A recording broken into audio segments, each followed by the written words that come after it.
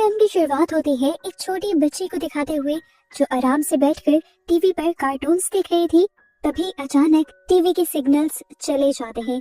Screen पर एक emergency report आने लगती है जिसमें बताया जाता है कि पूरी दुनिया में एक बहुत ही भयानक वायरस फैल गया है। ये कोई आम वायरस नहीं था बल्कि एक भयानक इन्फेक्शन थी जो इंसानों को कुछ ही मिनटों में खूनखार जानवर जैसा बना देती थी। साइंटिस्ट ये बता चुके थे कि कुछ ही देर में ये वायरस पूरी दुनिया में फैल जाएगा, इसीलिए सब अपनी अपनी हिफाजत करें। हमें दिखाया जाता है कि इन्हीं बच्चों की मॉम भी बहुत ज्यादा घबराई हुई थी। वो अपने हस्बैंड से फोन पर बात करती है जो कि एक पायलट है। वो बताते हैं कि हालात कंट्रोल से बाहर हो चुके हैं। इन्फेक्टेड लोग जिन्हें अब फेरल्स का नाम दिया जा रहा है वो जगह जगह फैल रहे हैं। ये फेरल्स ज़ॉम्बी की ही तरह के क्रिएचर बन गए हैं पर ज़ॉम्बी से कई ज्यादा तेज और ताकतवर हैं और ये लोग सोच समझ भी सकते हैं। इन फेरल्स ने काफी सारे शहरों और इलाकों पर कब्जा कर भी लिया है और अभी इस टाइम ये लोग जिस इलाके में थे वहाँ पर सबसे ज्यादा खतरा था। पायलट अपनी वाइफ से कहता है कि तुम्हें फौरन ये सोसाइटी छोड़नी होगी। कॉल कट करने से पहले वो पायलट अपनी बेटी एबिगेल को खुश करने के लिए एबिगेल को वो ब्रेसलेट दिखाता है जो एबिगेल ने खुद अपने डैड के लिए बनाया था। वो प्रॉमिस करता है कि मैं हमेशा ये ब्रेसलेट अपने पास रखूंगा और जल्द ही आप लोगों तक पहुंच भी जाऊंगा। ये लोग अपने आप को बचाने के लिए बाहर निकल आते हैं लेकिन बाहर का सीन ही बहुत ज्यादा भयानक था। सायरन्स बज रहे थे, लोग चीख रहे थे और चारों तरफ ये फेरल्स घूम रहे थे। ये लोग अपनी कार की तरफ भागते हैं लेकिन तभी रास्ते में एक फेरल उनकी मॉम के ऊपर हमला कर देता है। पलक झपकते ही अब एबिगेल की मॉम उसकी आंखों के सामने एक फेरल बनने लगी थी। एबिगेल घबराकर कार के नीचे छुप जाती है। कार के नीचे से वो देखती है कि पहले जिस फेरल ने उसकी मॉम के ऊपर हमला किया था उसी ने उसके भाई के ऊपर भी हमला करके उसे भी इन्फेक्टेड कर दिया था। और ये देखकर एबिगेल को बहुत ज्यादा दुख हुआ लेकिन वो खामोश रही क्योंकि जानती थी कि अगर उसने शोर किया तो ये फेरल उस पर भी हमला कर देगा। कार के नीचे छुपी हुई एबिगेल को फेरल देख नहीं पाता और आगे चला जाता है। एबिगेल को लगता है कि उसकी जान बच गई पर अब उसकी अपनी ही मॉम जो कि एक फेरल बन चुकी थी उनकी नजर एबिगेल पर पड़ जाती है और वो एबिगेल को मारने के लिए उसकी तरफ बढ़ती है। एक गोली चलने की आवाज सुनाई देती है।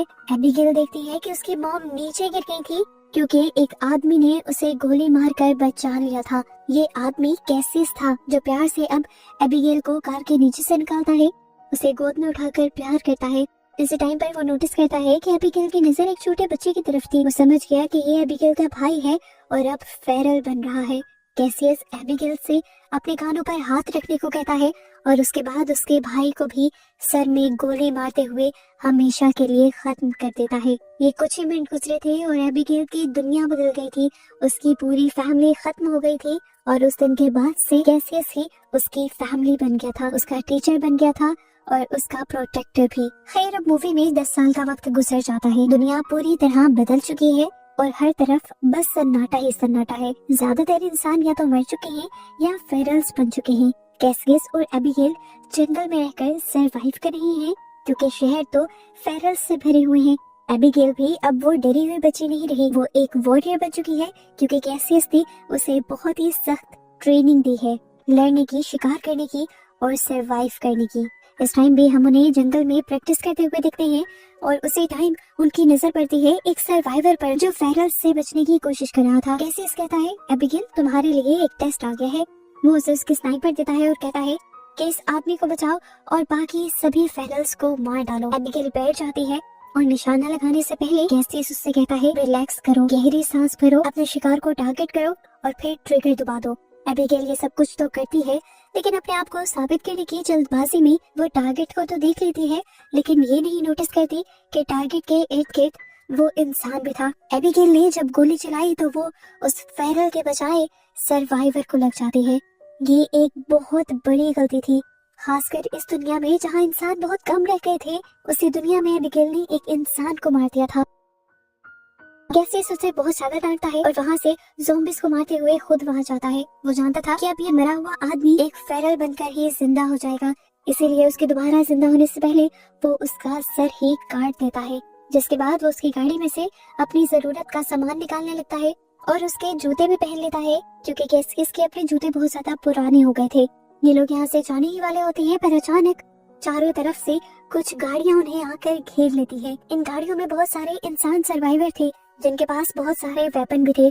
वो कैसियस को अपने मरे हुए दोस्त के जूते पहना देखते हैं तो सोचते हैं कि जरूर कैसियस एक लुटेरा है और उनके दोस्त को लूटने के लिए ही कैसियस ने उसे मारा है। अब उस आदमी को क्योंकि गोली भी लगी हुई थी तो साफ मतलब था कि ज़ॉम्बी के बजाय इन्हीं में से किसी ने उसको मारा होगा। उस समय ये सभी लोग अपने अपने वेपन्स कैसियस के ऊपर तान देते हैं और तभी गाड़ी में से निकल कर एक मेगन नाम की प्रेग्नेंट औरत ये सब कुछ रोकने आ जाती है। वो सबसे कहती है प्लीज बस कर दो, ये भी हमारी तरह उन्हीं कुछ सर्वाइवर्स में से हैं जो अब इस दुनिया में इंसान बचे हैं, छोड़ दो प्लीज इन्हें। इससे पहले कि ये लोग कोई फैसला कर पाते यहाँ पर एक और बहुत बड़ी मुसीबत आ जाती है। इन्होंने जो आपस में शोर मचाया था उसकी वजह से बहुत सारे फेरल्स अट्रैक्ट हो गए थे और अब भागते हुए चारों तरफ से ज़ॉम्बीज़ यहाँ आ गए थे।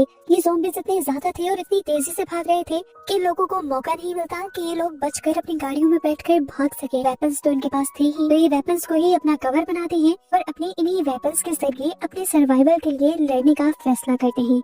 यहाँ पर एक भयानक लड़ाई शुरू हो जाती है। इन सर्वाइवर्स का ग्रुप हारने लगता है। इतने सारे वेपन्स के बावजूद भी इनकी गोलियां खत्म होने लगती हैं, लेकिन मॉन्स्टर तो खत्म होने का नाम ही नहीं ले रहे थे। अब बहुत सारे मॉन्स्टर्स इन्हीं सर्वाइवर्स के ग्रुप के ऊपर हमला कर देते हैं और उन्हें भी काटते हुए मॉन्स्टर बना देते हैं। और यहाँ जो सिर्फ इंसान बचते हैं वो थे कैसियस, एबिगेल, मेगन और उसका हस्बैंड डेविड। जिस टाइम ये सारे फेरल्स सर्वाइवर्स को काटने में और उन्हें इन्फेक्टेड करने में बिजी थे, उसी वक्त का फायदा उठाते हुए मेगन, डेविड, एबिगेल और कैसियस चारों कार में बैठकर वहाँ से भाग निकलते हैं। पीछे जो नया ग्रुप फेरल में बदला था, पता चलता है कि उनका लीडर जो भी अब फेरल ही बन चुका है, वो अपने और अपने ग्रुप के साथ होने वाली इन सारी चीजों से बहुत ज्यादा गुस्से में आ चुका है और अब उसने ठान ली है कि वो कैसियस से बदला लेकर रहेगा, जिसकी वजह से ये सब कुछ शुरू हुआ था। इसलिए वो अब कैसियस की खुशबू सूंघते हुए उस कार का पीछा करने लग जाता है जिसके अंदर ये लोग भागे थे। लेकिन हम देखते हैं कि कैसियस काफी दूर तक गाड़ी दौड़ाकर ले जा चुका था। वो अब इन लोगों से पूछता है कि आप लोग कहाँ जाना चाहते हैं। ये लोग बताते हैं कि हम लोग द कॉलोनी जाना चाहते हैं, जिसे बोट टाउन का भी नाम दिया गया है। ये पानी के ऊपर बनी एक कॉलोनी है जिसे बड़ी बड़ी शिप्स को मिलाकर बनाया गया है और यहाँ पर सभी बचे कुछ इंसान रह रहे हैं।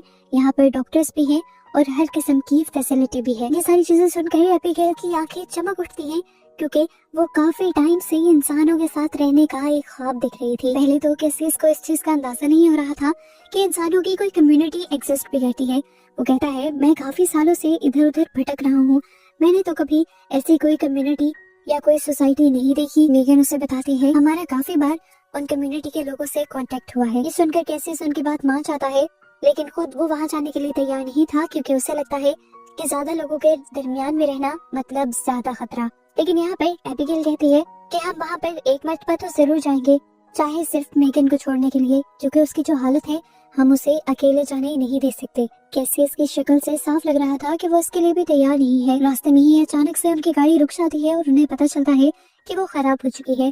डेविड जो एक मैकेनिक है उसे ठीक करने की कोशिश करता है, लेकिन टूल्स ना होने की वजह से नाकाम रहता है। उन्हें अब पैदल चलना पड़ रहा था। चलते चलते वो एक पुरानी जगह पहुंच जाते हैं जिसे एबिगेल पहचान लेती है। इसी जगह के करीब एक एयरफील्ड थी जहां पर उसके डैड काम किया करते थे।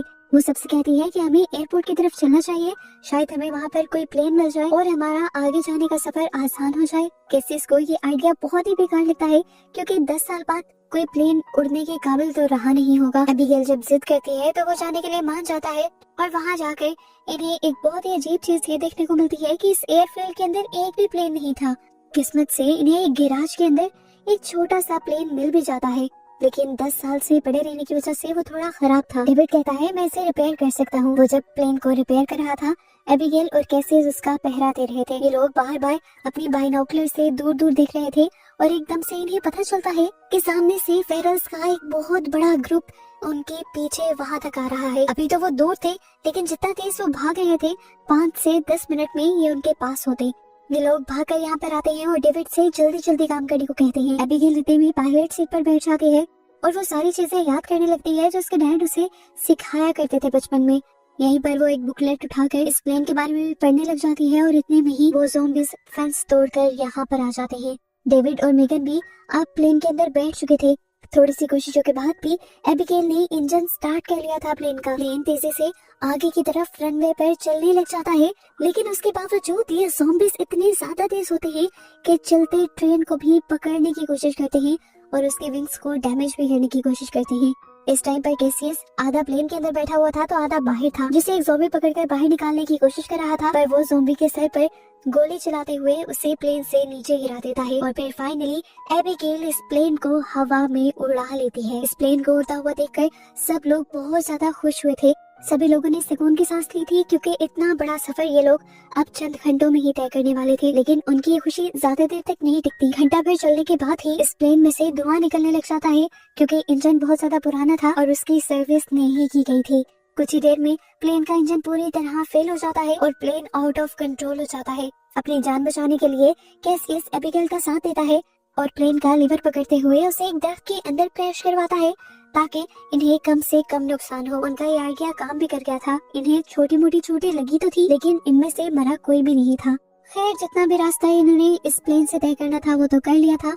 आगे का रास्ता इन्हें अब पैदल तय करना था जो लगभग 2 दिन का और था। ये लोग अब यहाँ पर टूटी फूटी बिल्डिंग्स के अंदर रात रहने का फैसला करते हैं क्योंकि दूर दूर तक यहाँ पर ज़ॉम्बीज नहीं थे। फिर भी कैसियस ने यहाँ चारों तरफ ट्रैप भी लगा दिए थे। जिसके बाद जब वो अंदर आता है तो मेगन आकर उसका शुक्रिया करती है और कहती है अगर तुम ना होते तो अब तक हम मर जाते। हैं सुनकर कैसियस थोड़ा पिघलने लगता है जो हमेशा से बहुत ही ज्यादा सख्त रहता था।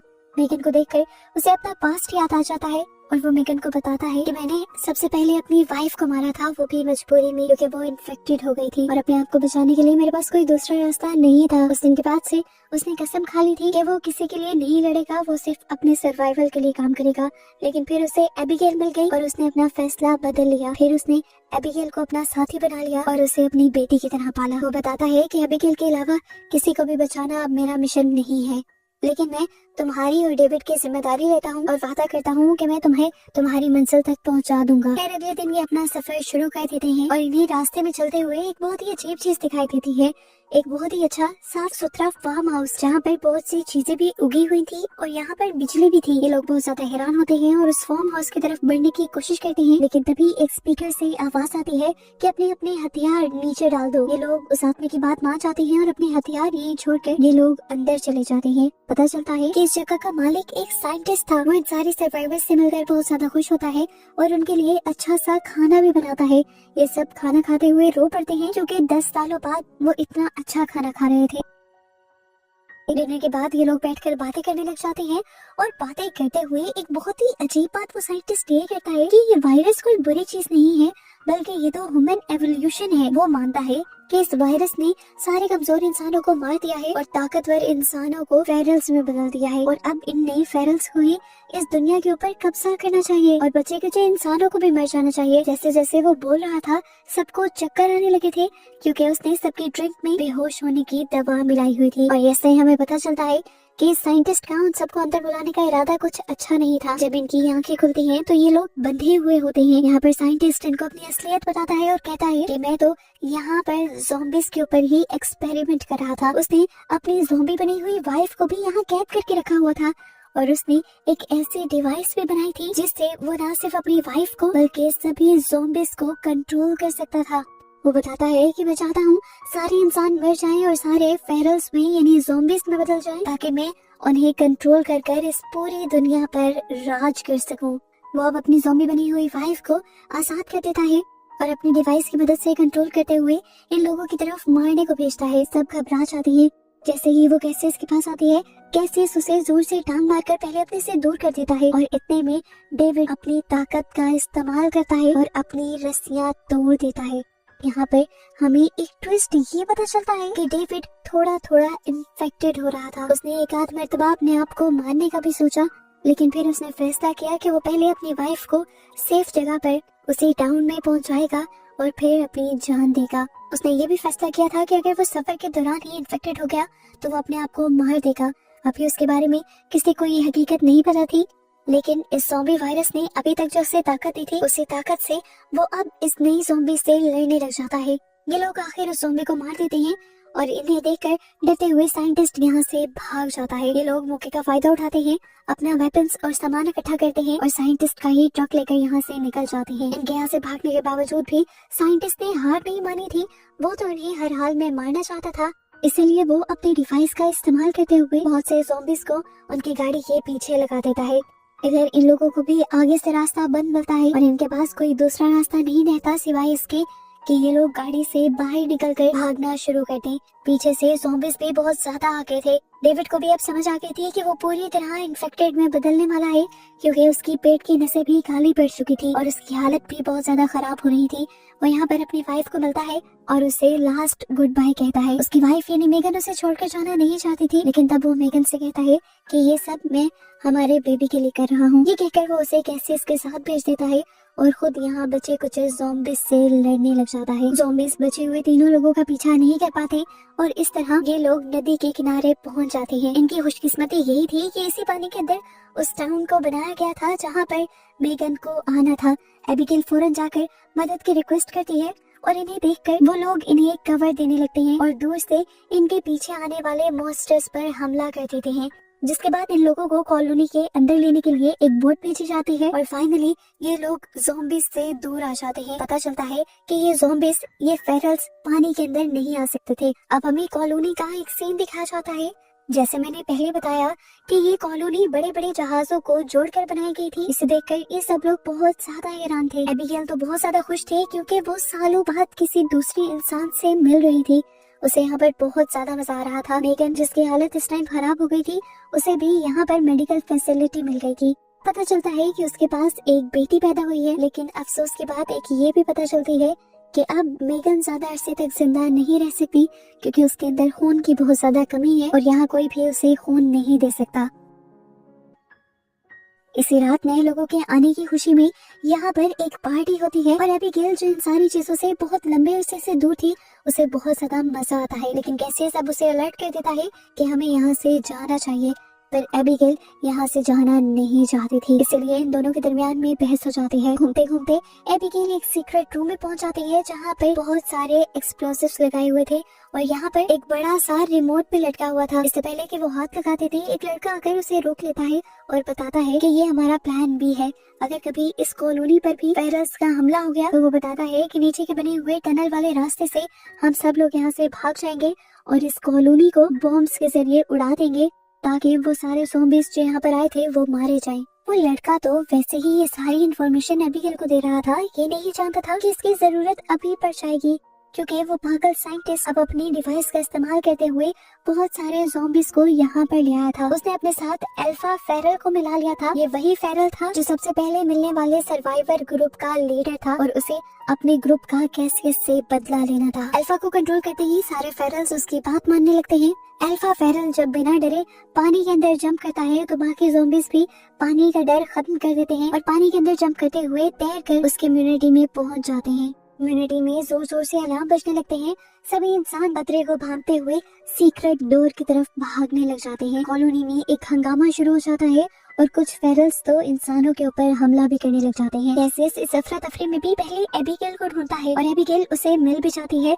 लेकिन इस टाइम इन्हें अंदाजा होता है कि ये लोग एस्केप टनल से बहुत ज्यादा दूर हैं। इसी सारी लड़ाई के दौरान साइंटिस्ट भी कैसियस के सामने आ जाता है। उसे लग रहा था कि अब वो नया गॉड बन गया है सिर्फ इस डिवाइस को बनाकर। कैसियस को उसे देखकर इतना ज्यादा गुस्सा आ रहा था कि कैसियस ने उसके ऊपर ही हमला कर दिया और उसे मारते हुए बार बार उसकी डिवाइस को दीवार के साथ टकराया, जिससे उसकी डिवाइस टूट गई। सिग्नल्स खत्म हो गए और अब ज़ॉम्बीज़ उसके ऊपर टूट पड़े, जबकि कैसियस तो अपनी जान बचाकर यहाँ से भाग गया। आगे बढ़ने पर कैसियस को पता चलता है कि मेगन अब मर चुकी है, लेकिन अब उसकी एक बेटी थी जो जिंदा थी। मरने से पहले मेगन कैसियस को ये जिम्मेदारी देकर जाती है कि जैसे तुमने एबिगेल को पाला है और उसे ट्रेन किया है, मेरी बेटी को भी तुम बिल्कुल वैसे ही ट्रेन करना। इधर दिखाया जाता है कि सभी सर्वाइवर्स उस टनल से निकलकर एक सेफ जगह पर पहुंच गए थे। वो रिमोट कंट्रोल इस टाइम उसी लड़के के हाथ में था जो एबिगेल का दोस्त बन गया था। वो देखता है कि एबिगेल और उसके अंकल अभी तक उस टनल से बाहर नहीं निकले, इसीलिए वो इंतजार करता है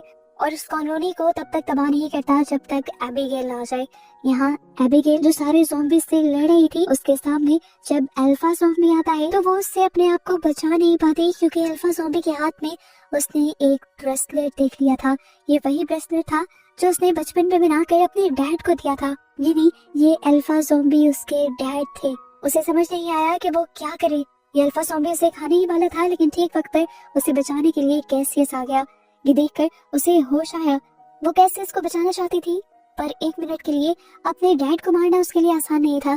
लेकिन फिर उसे एहसास हो गया कि इस टाइम ये ज़ॉम्बी इंसान उसका डैड नहीं है बल्कि कैसियस उसका डैड है। इसीलिए उसने उस ज़ॉम्बी के सर में गोली मारी और कैसियस को बचा लिया। अपने डैड को मारने के बाद एबिगेल कुछ देर के लिए सदमे में चली गई थी, लेकिन कैसियस एबिगेल को यहाँ से खींचता हुआ जल्दी से टनल की तरफ बढ़ जाता है। जैसे ही ये लोग टनल से बाहर निकलते हैं, वो लड़का इस कॉलोनी को तबाह करने के लिए बटन दबा देता है। बस चंद ही सेकंड लगते हैं और ये कॉलोनी पूरी तरह तबाह हो जाती है और यहाँ पर आए हुए सभी ज़ॉम्बीज़ भी जलकर राख हो जाते हैं। सर्वाइवर्स इस टाइम नदी के दूसरे किनारे पर थे और इन्हें अब दूसरी तरफ एक छोटा सा आइलैंड नजर आ रहा था। ये आइलैंड इनके लिए एक उम्मीद थी और ये लोग इसी आइलैंड पर नई कॉलोनी बनाने का डिसाइड करते हैं। इस टाइम कैसियस ने भी अपनी सोच बदल ली थी, क्योंकि अब जिस तरह बाकी लोगों ने उनकी जान बचाई थी, वो भी समझ गया था कि लोग खतरा नहीं बल्कि ताकत होते हैं। वो भी अब एबिगेल और इस छोटी बच्ची को लिए उन लोगों के साथ रहने का फैसला कर लेता है और ये लोग निकल जाते हैं उस आइलैंड के लिए, जिससे अब ये लोग अपना नया घर बनाएंगे और जिसे हमेशा ये लोग ज़ॉम्बी से और फ्लेयर्स से दूर रखेंगे। और